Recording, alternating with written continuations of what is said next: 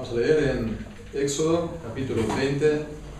Estamos en el primer mandamiento de la ley de Dios, el versículo 3. Que dice: no tendrás dioses ajenos delante de mí. Amén. En el último mensaje, la semana pasada, pues estábamos viendo una serie de cosas en este primer mandamiento. Estábamos viendo primeramente el orden correcto del decálogo, es decir, hasta dónde, llega este primer mandamiento. Y también, sobre todo, estuvimos tratando cuestiones acerca de las personas que no se toman en serio ni a Dios ni a su ley. El ateísmo, por un lado. También, pues, una supuesta indiferencia de la gente ante Dios. Y ahí, pues, se conoce también el indiferentismo, ¿no? La idea de que, las cuestiones de Dios, de la religión, no tienen ningún tipo de importancia en la sociedad. Veíamos la falsedad de esto. ¿Por qué? Pues porque nadie en realidad es indiferente a su suerte en esta vida. Nadie es indiferente a cómo le vayan las cosas. Nadie es indiferente a que le vayan bien las cosas verdaderamente en esta vida, él y los suyos. Y por supuesto que todo esto no se reconoce así hoy en día, ¿verdad? Más bien, pues, se silencia, más bien se oculta, se arrincona el decir que las cosas de Dios son importantes, que Dios y su palabra, Dios y su ley es importante, ¿no? El mundo, pues, funciona según este principio, ¿no? Que no hay ningún papel oficial para Dios en este mundo, no hay ningún papel oficial para la religión.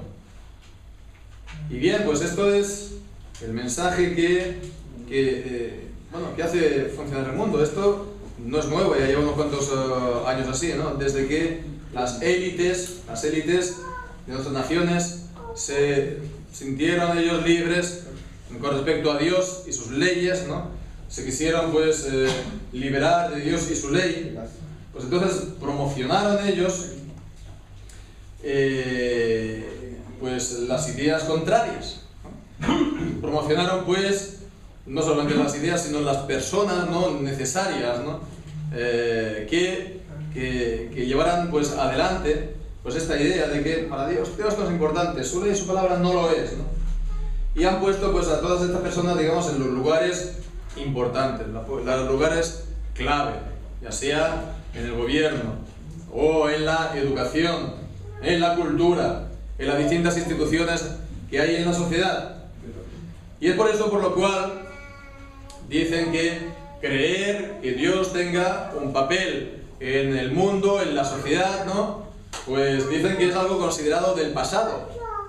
No es así, pero ¿por qué es eso? ¿Por qué dicen que es del pasado? Pues simplemente porque no se ve por ninguna parte aquellos que lo digan. Lo contrario, no se ve por ninguna parte. ¿Y por qué no se ve por ninguna parte? Porque han acabado con ellos. Han acabado con ellos. No de una manera sangrienta, pero ¿cómo? ¿De qué manera? Pues los han arrinconado completamente.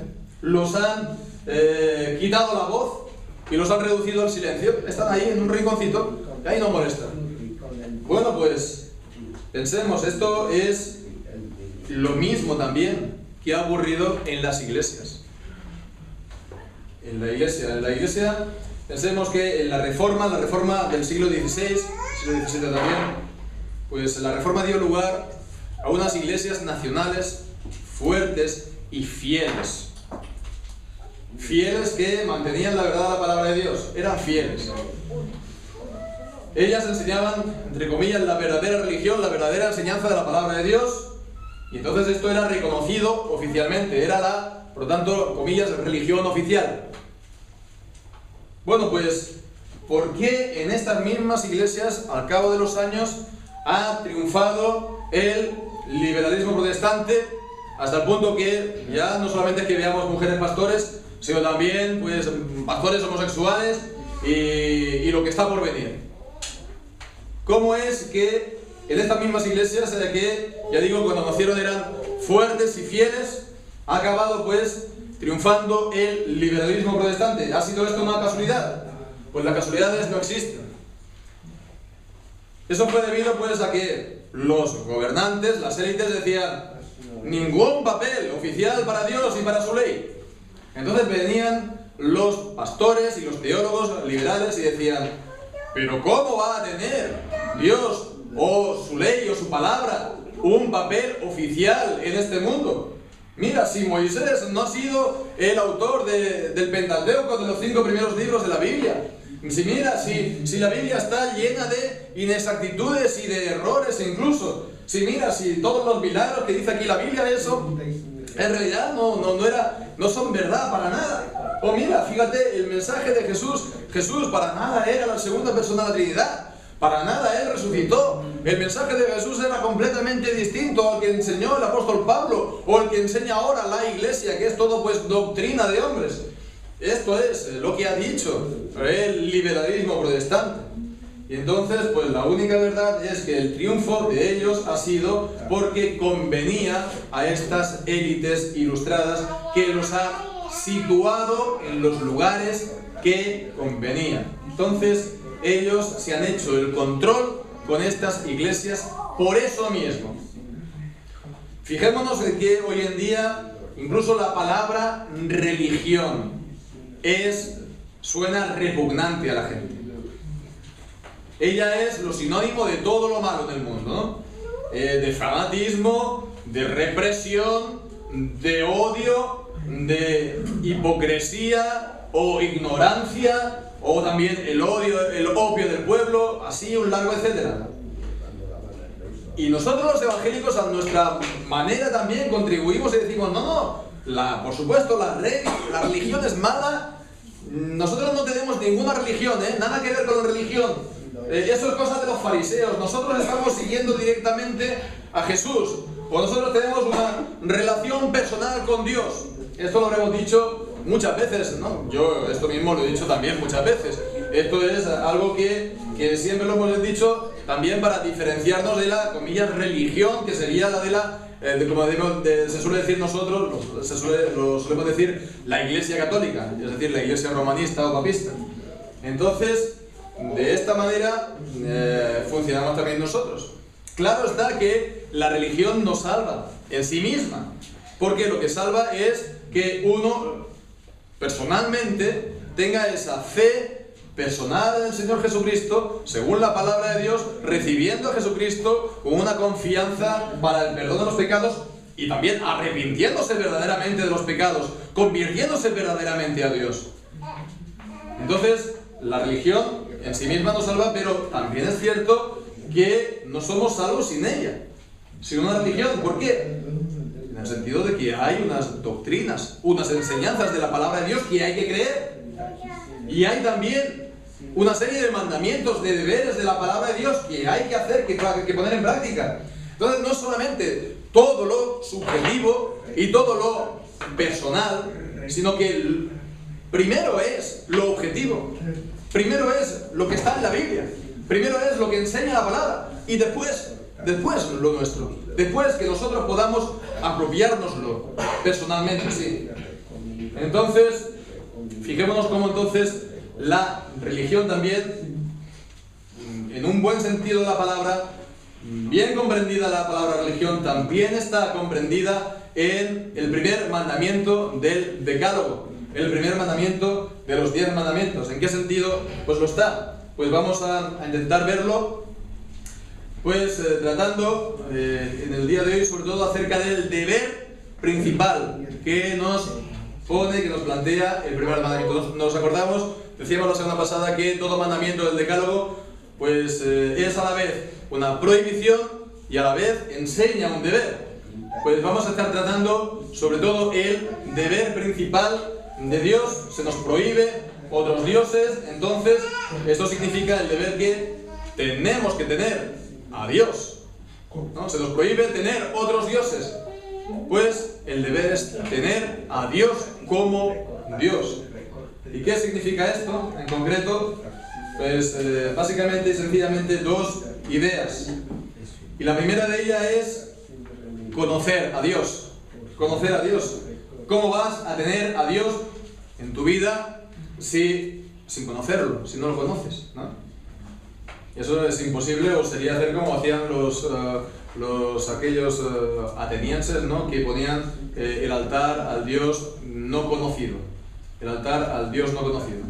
Entonces, bueno, sí, pero no, le estás adorando, pero no lo conoces, ¿no? Entonces, ¿de qué te sirve? Entonces, para adorarlo, para servirlo, hay primeramente que conocerlo. Esta relación no se puede romper. Y esto lo encontramos en muchos lugares de la palabra de Dios. Podemos ver unos cuantos pasajes, primeramente y sobre todo en Primera de Crónicas. Primera de Crónicas, capítulo 28, versículo 9. Primera de Crónicas, leemos allí.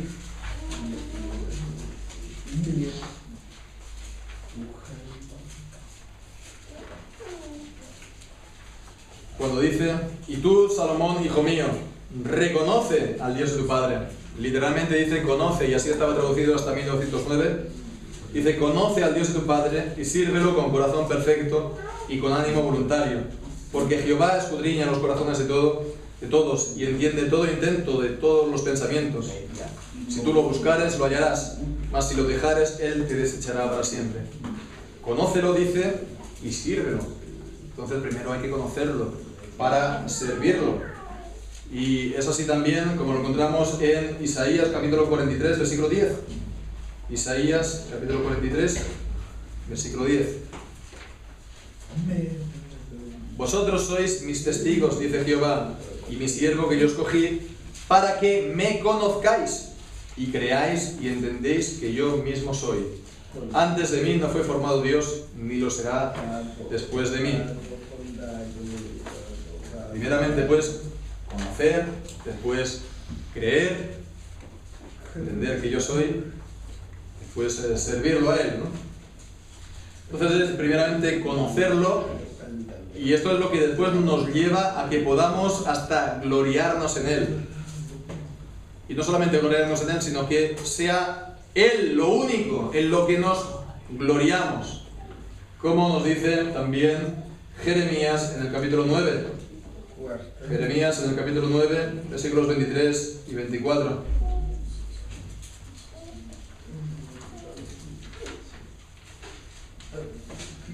Cuando dice: así ha dicho Jehová, no se alabe el sabio en su sabiduría, ni en su valentía se alabe el valiente, ni el rico se alabe en sus riquezas, mas alábese en esto el que se hubiere de alabar, en entenderme y conocerme, que yo soy Jehová, que hago misericordia, juicio y justicia en la tierra, porque estas cosas quiero. En conocerme, en entenderme, esto es lo único que tenemos nosotros que gloriar.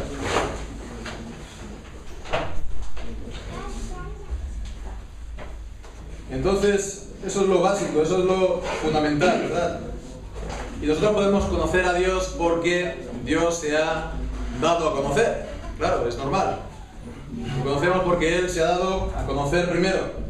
¿Y dónde se ha dado a conocer? Pues en su palabra. Él se ha revelado a sí mismo. En Hebreos capítulo 1, versículo 1 dice que Dios, habiendo hablado muchas veces a los padres por los profetas, en este último tiempo nos ha hablado en el Hijo. Entonces Dios ha hablado. Dios se ha dado a conocer. En su santa palabra, entonces, nos enseña acerca de Dios y acerca de sus obras. En la santa palabra de Dios, en la Biblia, podemos entonces conocer acerca de Dios, de su ser, de sus perfecciones, es decir, de sus atributos, que Él es un Dios, pues, con una serie de atributos, lo que Él es en sí mismo. Él es infinito, Él es eterno, Él no es creado, Él no depende de nadie, Él es el que da vida a todas las cosas, Él es inmenso, Él es omnipresente, Él lo sabe todo, Él lo puede todo, es todopoderoso. Y después también Él es un Dios justo, Él es un Dios santo, Él es un Dios bueno, es un Dios misericordioso, paciente, lento para la ira, grande en misericordia. Es un Dios fiel a todas sus promesas. Es un Dios inmutable, nunca cambia. Todos esos son los atributos que no nos vienen porque nosotros deduzcamos, como hacen a lo mejor o intentan hacer los filósofos, sino porque Dios se ha revelado en la Biblia y la encontramos ahí. Y encontramos en la Biblia también sus obras de creación. Él lo ha creado todo, su gobierno del mundo, Él es el Todopoderoso, su providencia. Él es el quien también asimismo ha ido revelando el pacto de la gracia desde que dio la primera promesa de salvación a Adán y a Eva justo después de la caída en el paraíso, prometiéndole que de la simiente de la mujer vendría aquel que aplastaría la cabeza de la serpiente. Entonces esa fue la primera promesa de salvación y Dios la ha ido agrandando, explicando, aplicando ese pacto de gracia a lo largo pues, de los siglos. Y bueno, pues ha estado revelando la ley con Moisés, todos los profetas, ha ido también pues al final, como dice Hebreos 1:1, habló en el Hijo. Y en el Hijo está pues la plenitud de toda la revelación de Dios y sus obras también, en su encarnación, se hizo hombre, en su ministerio, su obediencia perfecta, en su muerte, en su resurrección, en su ascensión a los cielos, en el oficio que él hace ahora como sumo sacerdote, como también Rey del universo, y al final también pues su venida final, su juicio final a todas las naciones, la vida eterna. Entonces vemos que no hay lugar para el, ya sabemos esta palabra, agnosticismo. El agnóstico, está el agnóstico y está el ateo. Esto es como las películas, el poli malo y el poli bueno, ¿no? Entonces está el poli malo, que sería el ateo, y después está el poli bueno, que sería el agnóstico. Entonces vienen aquí el poli malo y el poli bueno, cada uno hace su papel con tal de que hagan al preso confesar su crimen. Bueno, pues aquí hay un reparto de papeles, ¿no? Entonces está el malo y el bueno, y entre los dos no tiene que haber ninguna creencia de Dios en el mundo. Entonces están los agnósticos y dicen no soy tan en contra, yo no estoy en contra de Dios, yo no estoy en contra de que Dios exista, yo no soy un ateo, por favor, pero si existe, yo creo que no se puede conocer. ¿Cómo vas a conocer que Él existe, no? Puede existir o puede no existir, ¿no? Entonces vemos que no hay lugar para esto. No hay lugar para esto. ¿Por qué? Porque Dios se ha revelado. Dios se ha dado a conocer. La palabra de Dios es verdad. Entonces, ¿se puede conocer? ¿Se puede conocer? Por supuesto que sí. Entonces, incluso Jesucristo vino. ¿De acuerdo? Dice la palabra de Dios, a Dios nadie lo vio jamás. Pero dice después, a continuación, en Juan capítulo 1, que el unigénito Hijo que estaba en el seno del Padre, Él lo dio a conocer. Con lo cual, entonces, no hay excusas. No hay excusas. ¿Quieres conocer a Dios? Ahí tienes la palabra de Dios, léela. Si quieres, puedes conocerlo. Si quieres, puedes conocerlo porque está revelado. Si no lo conoces, es porque rechazas hacerlo. No es cuestión de que no se pueda conocer. Es cuestión de que no quieres conocerlo. Bien, pues entonces vemos, hermanos, la importancia de la palabra de Dios para nosotros, para conocer a Dios. El deber, entonces, está comprendido, por lo tanto, en todo esto que estamos viendo, la palabra de Dios está implícita. La palabra de Dios, para nosotros como creyentes también, que la leamos, para que sigamos creciendo en gracia y en conocimiento, como nos dice también en el Nuevo Testamento, para que meditemos en su palabra, para que lo hagamos diariamente, y no solamente personalmente, también en familia, y también pues en la iglesia, cuando nos encontramos. La palabra de Dios tiene que tener el lugar que le corresponde, porque es la palabra de Dios, no en un rinconcito, y todo lo demás son pues chistes, anécdotas, y ocurrencias, y canciones, y bailes, y pues, todo lo demás, ¿no? Representaciones triatrales, de todo menos la palabra de Dios, ¿no? También en cuanto a la predicación, ¿no? Porque siempre está ese papel siempre menguante, ¿no? Cada vez más pequeñito de la predicación, de los cultos, ¿no? La gente puede soportar muy bien estar viendo una película de 3 horas, ¿no? O puede estar aquí, incluso en los cultos, cantando 2 horas sin que se cansen, ¿no? Pero bueno, si pasa más de 20 minutos ya los está maltratando. Entonces, bueno, la palabra de Dios ha de tener su lugar y su primacía. No solamente la palabra de Dios, todo el culto en realidad ha de ser, por tanto, estar lleno de la palabra de Dios, ¿no? Dios nos habla en su palabra y nosotros respondemos a Dios. ¿Y cómo respondemos a Dios? Por medio de la palabra de Dios. Dios nos pone en nuestra boca las palabras a que hemos de responderle. Las oraciones y también en los cantos en los salmos. Con lo cual, pues, fijémonos, ¿no?, que de esta manera es como se conoce a Dios. No hay más. Es por medio de la palabra de Dios. Fijémonos también una cosa que a veces se suele pasar por alto, que es que nosotros no somos los primeros a los que ha llegado la Biblia. No somos los primeros a los que ha llegado la palabra de Dios, ¿verdad? Ya como mínimo, ¿no?, de Iglesia Cristiana estamos hablando de 2000 años. 2000 años. Entonces la Iglesia lleva ya mucho tiempo leyendo la palabra de Dios, lleva mucho tiempo meditando en ella, creyendo en esta palabra, orando, etcétera, etcétera. Pues entonces, fijémonos, ¿no?, la importancia de la fe, o la importancia también para la fe, para nosotros, de las confesiones de fe, que es pues lo que el pueblo de Dios, pues a lo largo de la historia, ha confesado como la verdad, como la enseñanza de la palabra de Dios. No sería bueno, no sería sabio, ¿no?, que nosotros dijéramos, no, mira, yo ya lo sé todo, a mí no me tiene que venir nadie a enseñar nada, ¿no? ¿Qué pensaríamos de eso? Pues es muchas veces la actitud que parece que la gente tiene. Eso pues se parece como si fuera de orgullo. Es decir, no, mira, yo solamente estoy en la verdad, todo lo demás que han venido delante de mí, pues no sabían en realidad. Pues fijémonos, ¿no?, este rechazo a las confesiones también es lo que lleva a lo que decíamos, ¿no?, el rechazo a la idea de religión. Si se recibe el papel de las confesiones de fe, esto, digamos, de inmediato lleva consigo aceptar la idea de la religión. ¿Por qué? Porque es algo que me precede.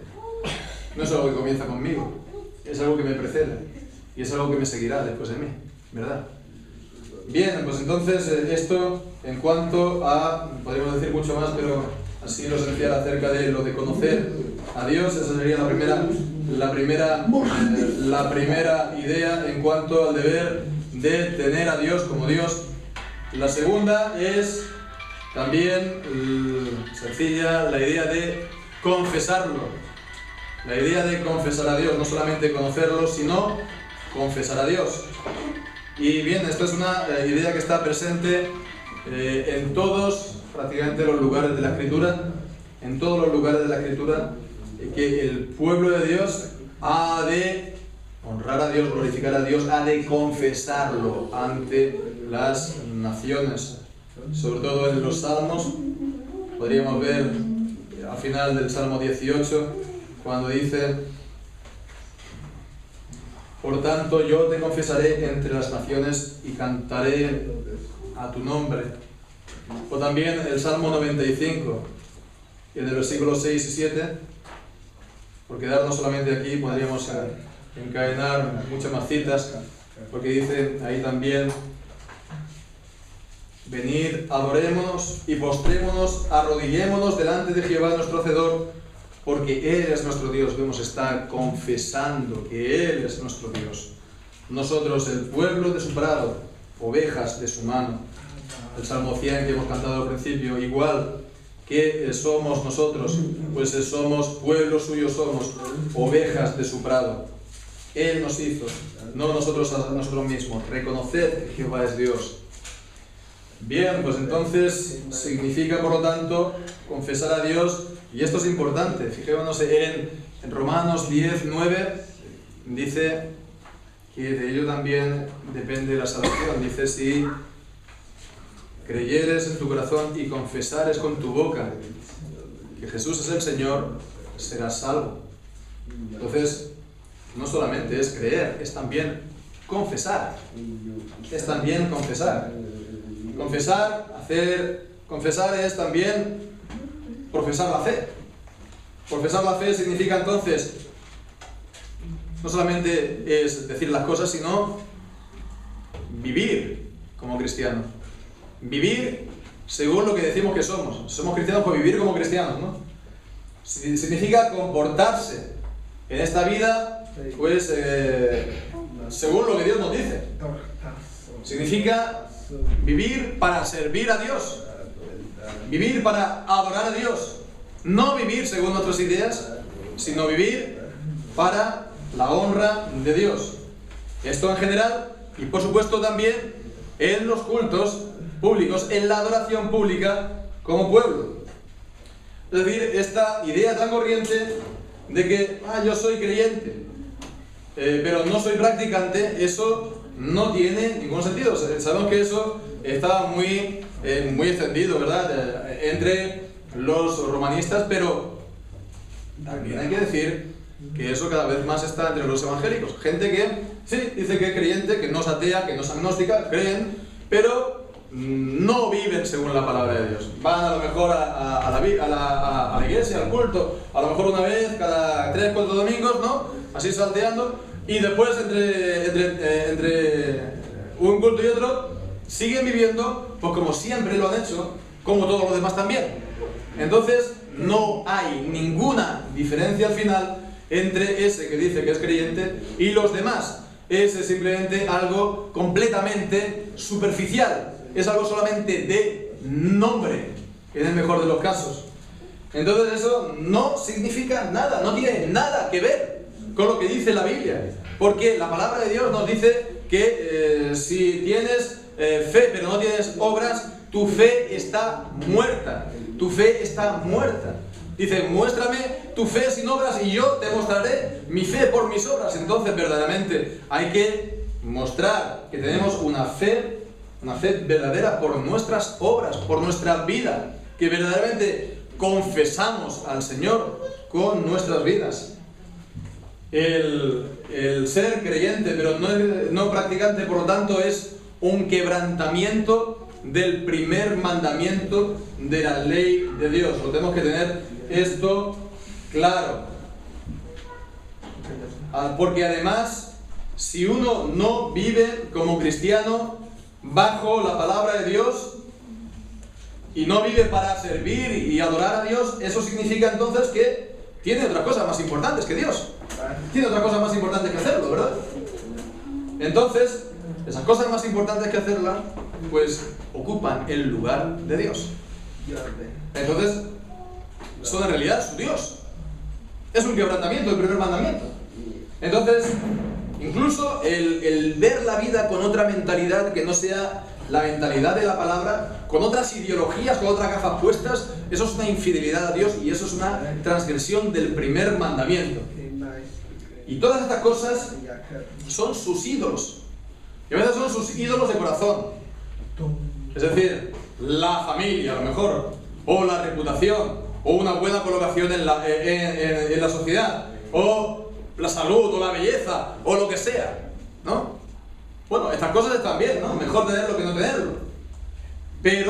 Pero que se tiene que tener y recibir como bendición de Dios. Pero no en el lugar de Dios. Porque si no, pasa de ser de bendición a una maldición. Pasan a ser la maldición. Si se convierten en nuestros ídolos porque ocupan el lugar de Dios en nuestros corazones. Las ideologías para muchos son sus ídolos. Y confunden esas ideologías con la verdad de la palabra de Dios. Están los que confunden el cristianismo con el comunismo y con el socialismo. Pero también están aquellos que confunden la palabra de la Biblia y el mensaje de la palabra y de la Biblia con el liberalismo, ¿verdad? Y no es ni lo uno ni lo otro. La palabra de Dios es la palabra de Dios. Deja tus ideologías a un lado y de otro. Es la palabra de Dios. Y no pongas nada en su lugar. Entonces, ya decimos, si se pone cualquier otra cosa en el lugar de Dios y en el lugar de su palabra, eso se convierte en un ídolo y es entonces una transgresión del primer mandamiento del Decálogo. Queda, hermanos, por ver ahora también un importante aspecto de confesar a Dios. Confesar a Dios es lo que se hace en los cultos públicos. El confesar, de hecho, es algo público. Se hace siempre ante los demás. Yo lo confieso en mi habitación, ¿no? Cerrada la puerta y nadie se entera. Bueno, bien, pero no es eso confesar. No es eso confesar. Entonces, en los cultos públicos estamos confesando con nuestra boca a quién es Dios, que somos su pueblo. Lo hacemos entre nosotros, sí. Lo hacemos ante la gente que nos pueda ver, ¿verdad? Mira, vamos aquí, estos van aquí a dar culto a Dios. Lo hacemos ante los ángeles, como nos dice la palabra de Dios. Es una confesión de fe también ante los ángeles, ante los hombres y ante los ángeles, como dice la palabra. Entonces, los cultos públicos son importantes. Entonces, alguien podría decir, bueno, es un prejuicio muy extendido, entre los evangélicos sobre todo. No son importantes, ¿no? Si uno tiene verdaderamente fe en sí mismo, dar culto a Dios público, ¿qué más da? Lo podemos hacer incluso en nuestra casa. Total, yo ya creo, yo ya soy creyente, ¿no? Lo demás son instituciones humanas, lo demás son, pues, algo humano. Yo solamente quiero lo directo con el Señor, ¿no? Sin ningún tipo de intermediario. Bueno, pues sí, así habla mucha gente, pero si decimos esto, estamos diciendo o bien que Dios no tiene derecho a tener un lugar, digamos, a tener una presencia pública en el mundo, en la realidad, en la sociedad, como lo queramos llamar, o bien que esta presencia pública no es importante. No es importante. Bien, pues, ¿qué Dios es este que no tiene un lugar en la vida? Imaginémonos que viene un rey, el rey de España, ¿no? Vienen, pues, y le hacen, pues, viene a visitar una ciudad y que no le hacen ninguna recepción pública. Ninguna recepción pública. Ni siquiera se anuncia el día, ni la fecha, ni la hora, ¿verdad?, de su visita a la ciudad. Todo es que uno lo invita a su casa a tomar el café y le sirve unas galletitas, ¿no? Y otro, pues, igual en su casa, ¿verdad? Pero así de incógnito. ¿Qué rey sería eso? No, el rey es para que le dé la dignidad de rey públicamente, oficialmente, ¿verdad? Se le dé la bienvenida, se le dé, pues, el honor que él como rey tiene y merece. Bien, pues, por supuesto que así ha de ser con el Señor. Y si se dice, por ejemplo, que no el lugar de la adoración a Dios pública no es importante, pues pensemos que esto también significaría entonces de otra manera que dar culto a otros dioses pues tampoco es importante, y que nosotros, por tanto, como cristianos también podemos participar de ellos, ¿no? Si somos un poco abiertos, ¿por qué no? Pero fijémonos de que eso, bueno, pues en el tiempo de la Reforma, ¿no? En el tiempo de la Reforma, pues ellos no dijeron, mira, no, vamos a participar, ¿no?, de las misas, de las procesiones, ¿no? No. Ellos, pues, bueno, aunque algunos sí que cayeron, ¿no?, pero muchos se mantuvieron firmes de no participar de estos actos de culto, ¿no? No de otra religión, sino incluso de la religión cristiana, pero que había caído en idolatría, y pagaron con su vida por ello. O en el tiempo del Imperio Romano, los emperadores eran adorados como dioses. Los cristianos podrían haber dicho, mira, pues yo voy a ir, yo sé que ese no es ningún dios, después me voy a casa y tan tranquilo.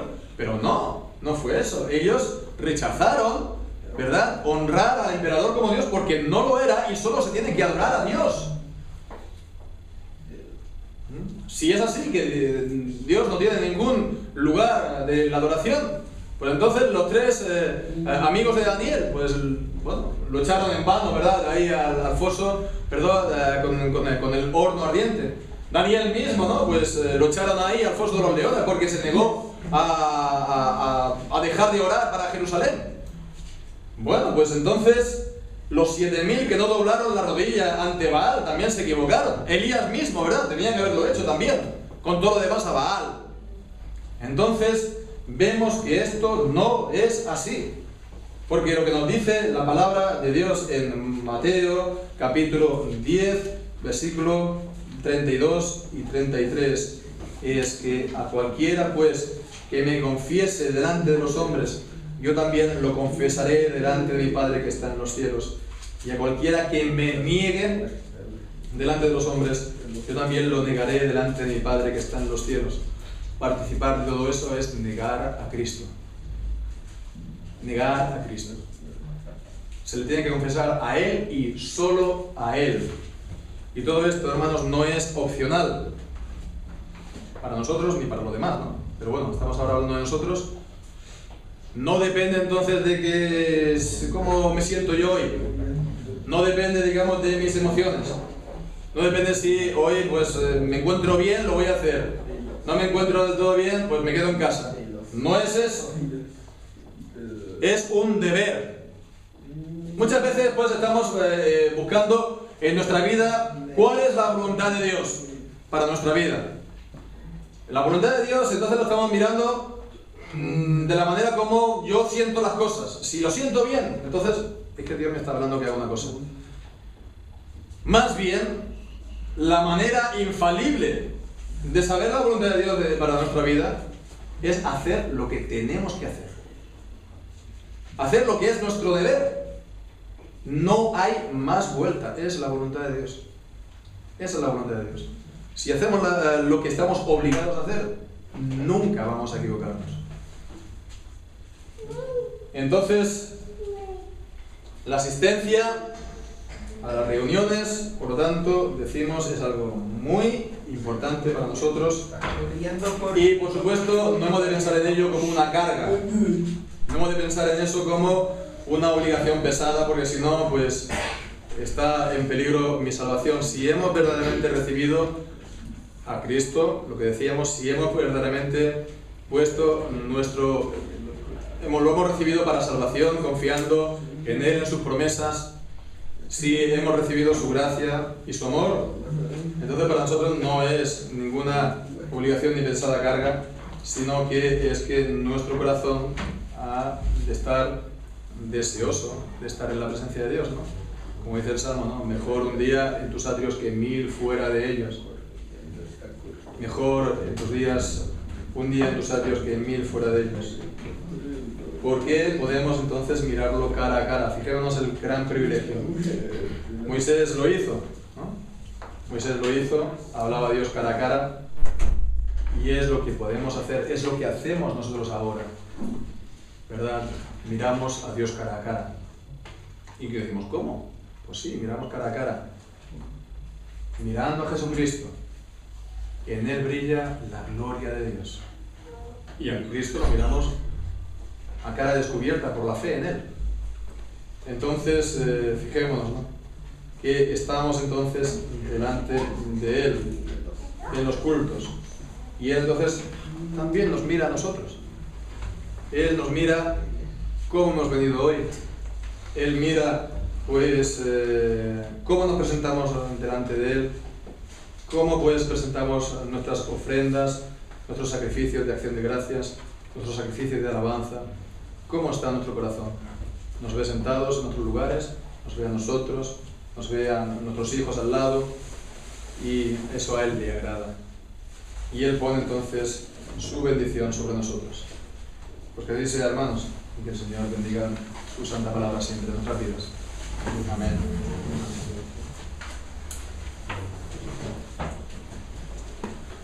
Señor Padre nuestro que estás en los cielos, te damos a ti la gloria y la honra para siempre, Señor, porque tú eres el único Dios verdadero. Señor, los dioses de las naciones son vanidad. Alabamos y bendecimos tu santo nombre, Señor. Queremos, Señor, pues honrarte siempre y solo a ti, tenerte a ti como a nuestro Dios, no tener ningún Dios ajeno, no tener otros dioses, otros ídolos en nuestro corazón. Queremos honrarte, Señor. Queremos conocerte más y más. Queremos conocerte, Señor, crecer cada día más en tu gracia, en tu conocimiento. Queremos también, Señor, mantener digna nuestra manera de vivir ante el mundo. Señor, glorificarte a ti con nuestra vida. No solamente confesarte de boca, pero, Señor, desobederte y deshonrarte con nuestra vida. Al contrario, queremos de boca y corazón, Señor, confesarte y que nuestra vida también te glorifique. Padre nuestro, que tú seas el Rey de las naciones adorado en esta nación y en todas las naciones de la tierra. Pedimos el avance del reino del Señor Jesucristo para su gloria. En el nombre de Él oramos.